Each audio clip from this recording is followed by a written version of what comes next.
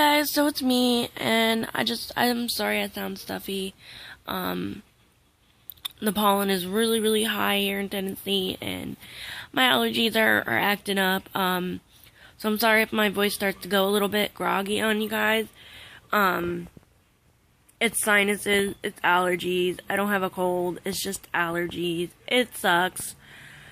But what are you gonna do about it?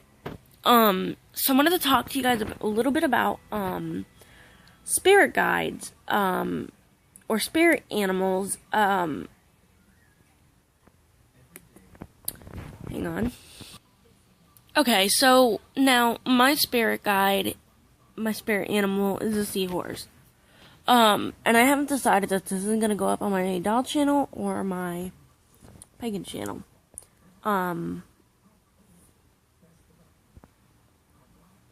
So, yeah.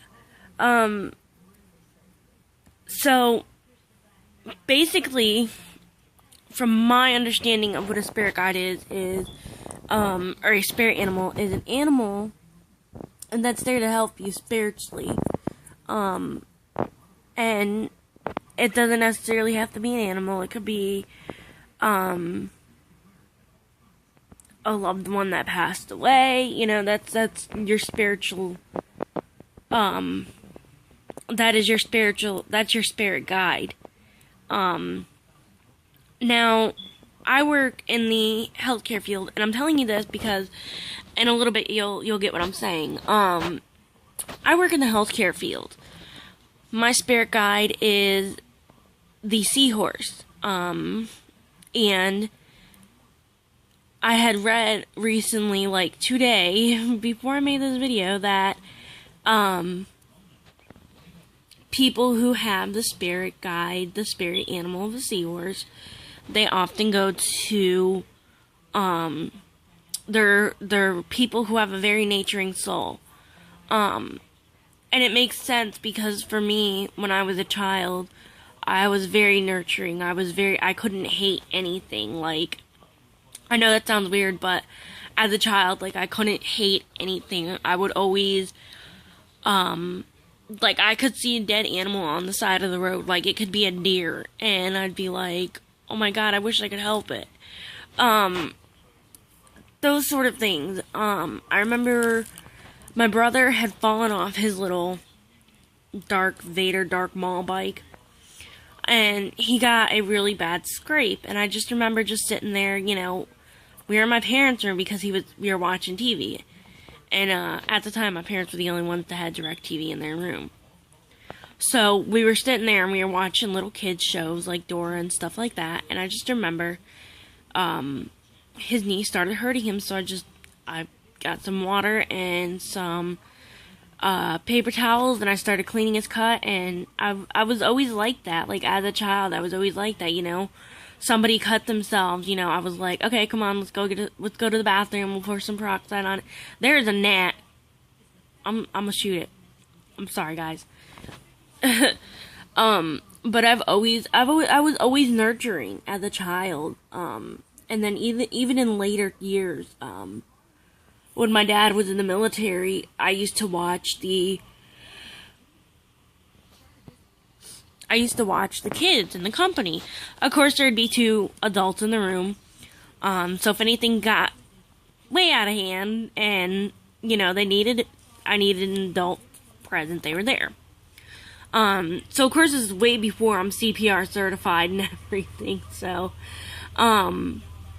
but it makes sense to me because looking back, I've always wanted to be in the health field. I've always wanted to be, when I was growing up, I wanted to be either a veterinarian or a doctor, and I'm gonna start going to school for physical therapy because I like the idea of helping somebody who is disabled and, for other reasons, can't help themselves without assistance. My family, when my dad was in the military, we used to do a lot of work for FRG, and I used to love helping. So it would make sense to me, it would make sense that, I'm sorry guys, it would, for me it would make sense that the seahorse is my spirit guide. Even as a kid, I was just drawn to them, like, this just attachment to them. Like, I could see a statue of them, and I knew for some reason, like, I didn't know how, but I just knew that that was my favorite animal, so to say, because back then I didn't know what a spirit guide was. So, I mean, it makes sense that the seahorse would be my spirit guide, because I'm, like, as a kid, I was, like, unusually calm, like, and to this day, like, it's still, like, if somebody's picking on me, it takes a lot for me to fly off the handle and go at them. So it would make sense to me, it would make sense that the spirit guide is my spirit guide is a seahorse. I'm sorry, guys, I have gnats crawling all over the place, and it is driving me up a wall. So it would make sense for me that the seahorse is my guide. It also said that... Oh, I gotta hurry up, guys, my battery's low. It also said that for those who have the seahorse as their spirit guide, they're very resilient to change. In other words, they know how to go with the flow. But they have to have somebody there that's their rock. For me, that rock is my sister Victoria and my mom. Those are my rocks. If I'm having a bad day and I just don't want to talk to my mom, I can call her up and I could just rant and she doesn't judge me.